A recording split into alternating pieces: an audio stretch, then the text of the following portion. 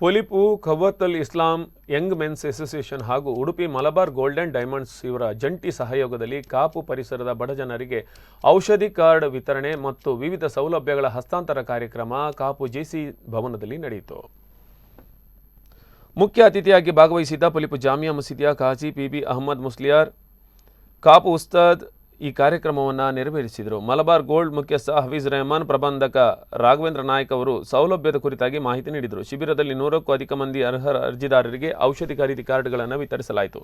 ಈ ಸಂದರ್ಭ ಪೊಲಿಪು ಜಾಮಿಯಾ ಮಸೀದಿ ಅಧ್ಯಕ್ಷ ಎಚ್ ಅಬ್ದುಲ್ಲಾ, ಖವತ್ತಲ್ ಇಸ್ಲಾಂ ಯಂಗ್ ಮೆನ್ಸ್ ಅಸೋಸಿಯೇಷನ್ ಅಧ್ಯಕ್ಷ ಬಶೀರ್, ಮಲಬಾರ್ ಸಂಸ್ಥೆಯ ಚಾರಿಟಿ ಉಸ್ತುವಾರಿ ತಂಜೀಮ್ ಶಿರ್ವಾ ಉಪಸ್ಥಿತರಿದ್ದರು.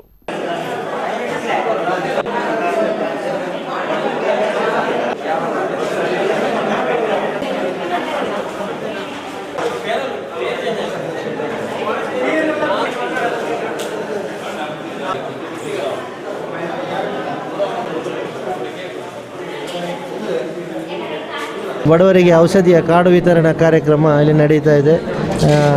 ಯಂಗ್ ಮೆನ್ಸ್ ಅಸೋಸಿಯೇಷನ್ ಅವರಿಂದ ಅನೇಕ ಸಮಾಜಮುಖಿ ಕಾರ್ಯಕ್ರಮಗಳು ನಡೀತಾ ಇದೆ.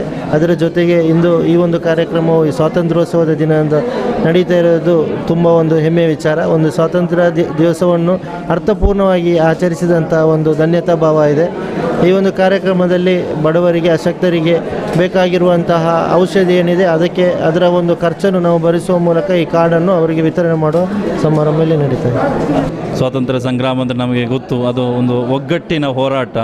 ಅದೇ ರೀತಿ ಎಲ್ಲ ಒಗ್ಗಟ್ಟಾಗಿ ಇಲ್ಲಿ ನಾವು ಈ ಸಲ ಖವತ್ತಲ್ ಇಸ್ಲಾಂ 30 ವರ್ಷಗಳ ಕಾಲ ಇಲ್ಲಿ ಹಲವಾರು ಜನಸೇವೆ ಕಾರ್ಯಕ್ರಮಗಳು ಮಾಡಿ ಎಲ್ಲರ ಪ್ರಶಂಸೆಗೆ ಪಾತ್ರವಾದಂತಹ ಒಂದು ಸಂಘಟನೆ.